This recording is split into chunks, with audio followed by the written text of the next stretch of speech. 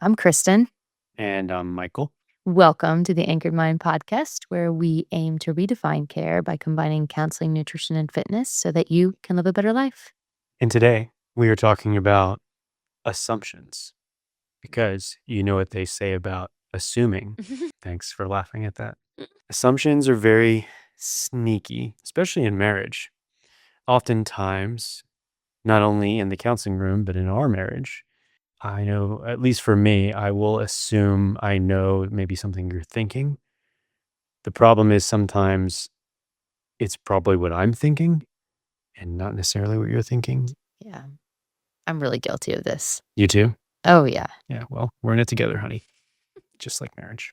Yeah, what comes to mind when Oh, I think I've gotten way better at it because we've become more aware of it, but mm, still, I think we just assume understand someone's intentions based on how we feel. We perceive and assume things yeah, from our feelings most of the time.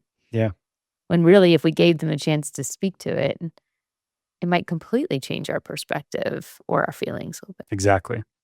Yeah, I mean, we can go ahead and say this at the onset, and then we'll probably bring it up again many times, but we cannot read each other's minds, right? Right. And there has to be a set of rules, like we talked recently about rigidity and flexibility and fluidity and all that.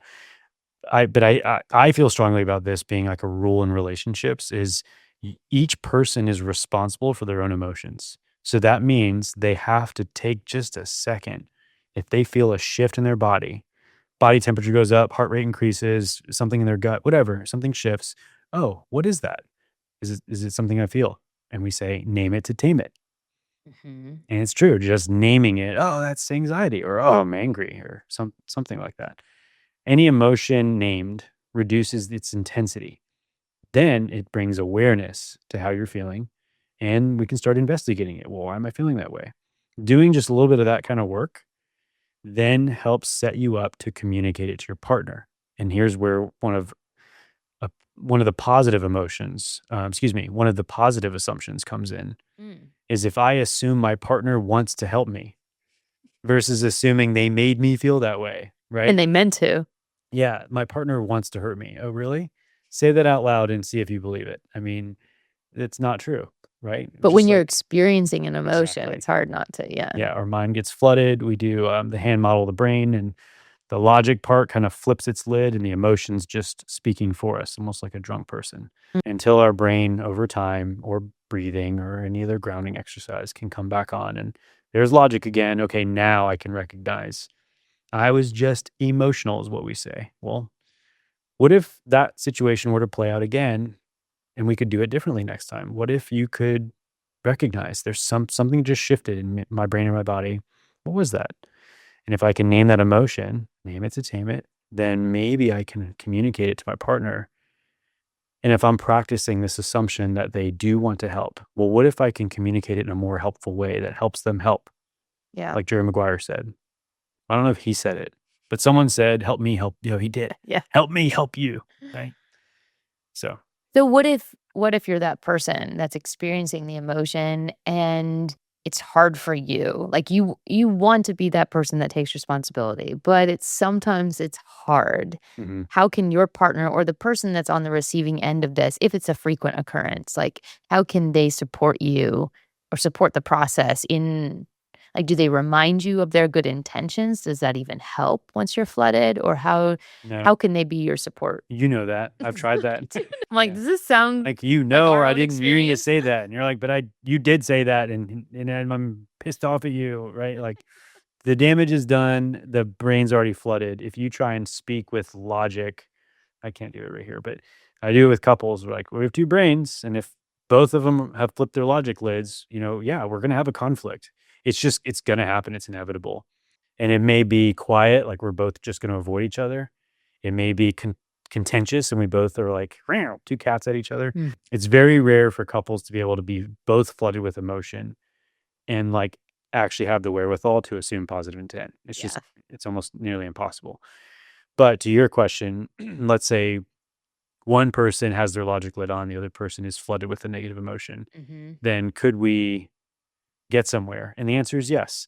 The way this person handles it is they have to recognize my partner is obviously flooded, like I'm sure we can think of a recent example where I said something dumb Mhm. and I upset you. And just from experience of we've practiced this stuff, right? Like there's only one way forward. We're either going to stay in this stuck place or regress backwards and make this worse. Mhm. So I feel the weight of responsibility. The problem is if I'm compromised and you're now compromised, let's say you react to what I said and assume the worst, Mhm. then we're both going to get sucked into it and enter a conflict. But Yeah. if I can recognize, hold on, we just kind of got into a collision. She's more injured than me. What can I do to help us move forward? Mhm. Is it my responsibility? And I would argue, yeah, it is. It's on me. So it's not really you coming in to fix it or to provide lots of Sorry. logic, Yes, right? correct. Yeah. That doesn't really help in that moment. Well, would it? No, not for Yeah. me. If you only understood my perspective, you wouldn't feel this way. I think we've talked about this in another Yeah, yeah, yeah. podcast, actually. No, and to your question, I have to assume that what I said caused you to get stuck. And it's my job to help you get unstuck, not by explaining to you that you shouldn't be stuck. It's by assuming that if I don't do something to help you get unstuck, by either helping you name the emotion or maybe even guessing myself how what I said made you feel and just focusing on that with you, that will get you unstuck. If I do anything else, it's probably just going to delay the process and keep us more stuck. Yeah, Or we're going to tug of war. We're going to compete with whose emotion is more important, whose perspective is more important. And that never goes anywhere. We know that. yeah. So the assumptions part, though, is I have to assume that there's no other option except to focus on how you feel and repair that first. Mm. It's actually only then, anyway, where you'd be curious. So, what made you say that? Right? When your logic lets back Yeah, on, then yeah, you have some margin for curiosity. But if you're flooded, the emotion part's the only thing that matters because you're flooded. You're drowning in something that is very meaningful and important to you. So mm, the person, as they're coming back to full brain, assuming my partner did not mean to hurt me, right? Then I yeah, can be curious. yeah. Makes sense. It's just hard to do in that moment. Yeah, Yeah. it is. So that's why if we can practice these assumptions on the front end. So Mhm. what are the bad assumptions? What are the good assumptions? Can you think of any examples? I mean, bad assumptions would be like my partner doesn't care or Yeah, like intends to make me feel this way or they ought to get me. yeah, yeah. Yeah. And right as soon as you say it, it's like, yeah, well, I know that's not true. Of course. Mhm. And if it is asterisk here, you're in an abusive relationship. You Right. need to get some help and come into a counseling room and Yeah, there could be those yeah, scenarios. or get Mhm. out. Unfortunately, I hate to say Mhm. that, but yeah, the positive assumptions are I'm assuming positive intent. I'm assuming that what they're saying, giving them the benefit of the doubt, maybe it's not actually coming. Maybe it's not even about me. I'm assuming they want to help if I'm the one who needs attention. I'm assuming they do love me. And if you take a step back and play these assumptions out, even if the assumptions aren't true, how is that going to make you show up in the relationship?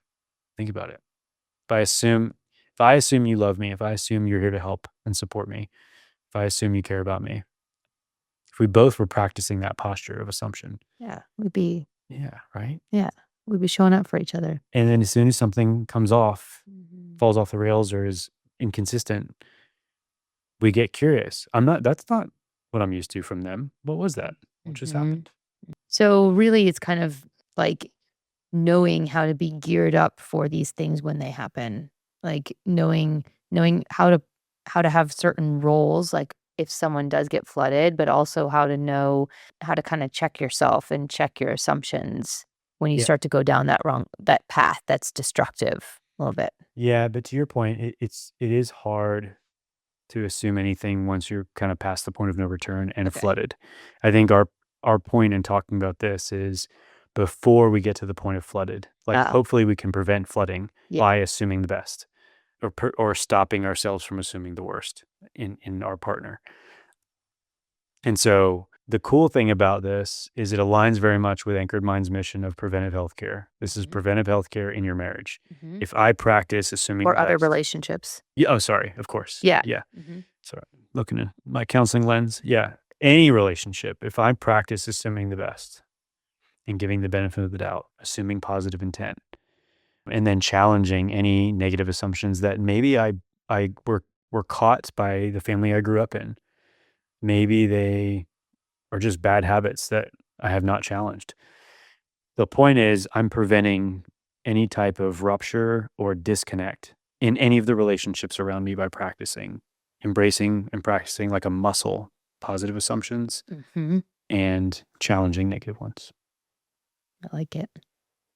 Hard to do, but so impactful. Yeah, it is hard to do. But again, I said I'd bring it back up. The worst thing we can do is assume we know what other people are thinking or feeling because naturally, most of us project.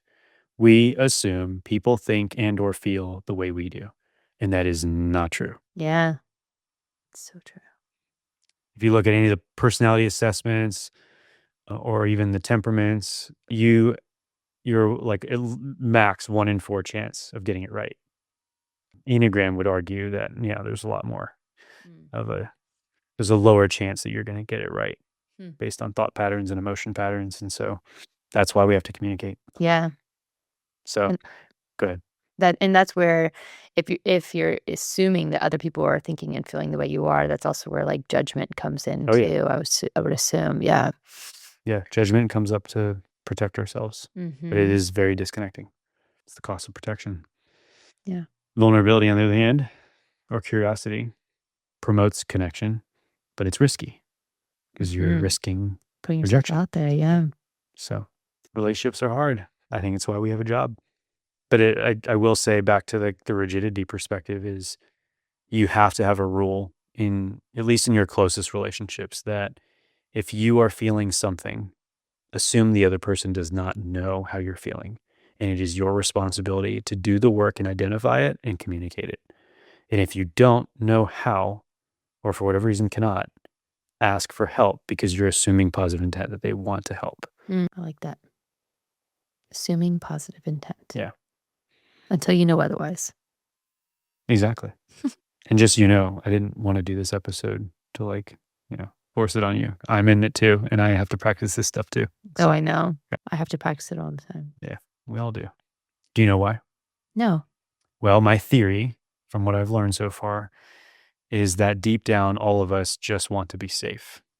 And so anytime any signals in our brain or body get dispatched from our nervous system, from the reptilian part of our brain, to basically convince us that we're in some type of danger, relationally, environmentally, emotionally, whatever, we're going to react from that until we recognize what's happening, breathe, ground, Mm. recognize my brain and body are very complex and I'm reacting to something. Why do I feel unsafe? Mhm. And if it's someone that's close to you, you should be able to talk about that. It's a good reminder. Yeah, it's pretty wild. So, you know what they say about assumptions. Yes. Yes. Well, if hopefully you enjoyed this episode. I enjoyed this discussion with you. It was a good reminder, I It's a think, good one. for our relationship Yeah. and all of our relationships. So, Mhm. if you're not already following us, we invite you to. And if you have any comments or feedback, please feel free to leave those for us. Otherwise, we look forward to seeing you in the next episode.